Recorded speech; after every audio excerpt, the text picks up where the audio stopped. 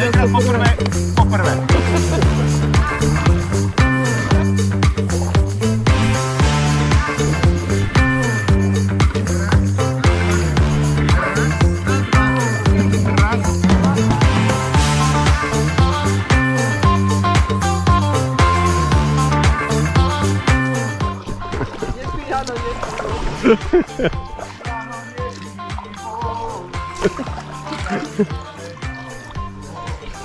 Ciao ciao.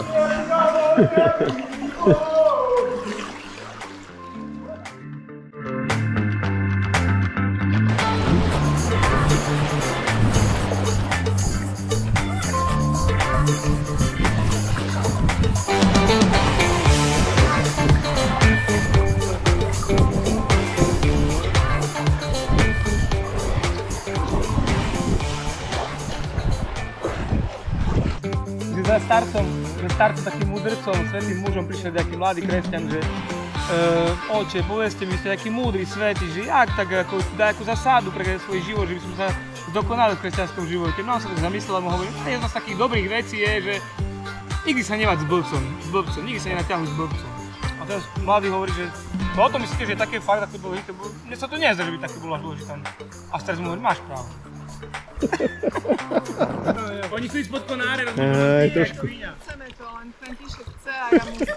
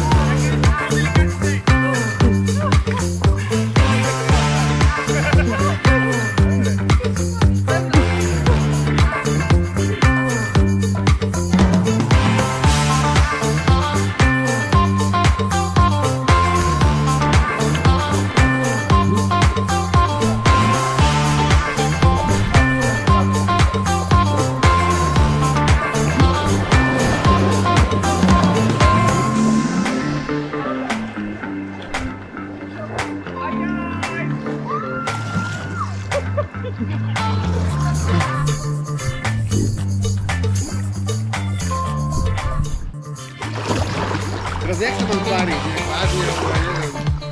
Rozumne. Nedala.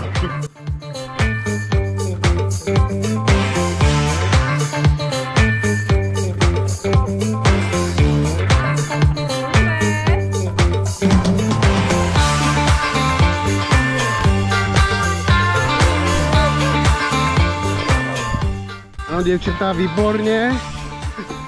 Rovno.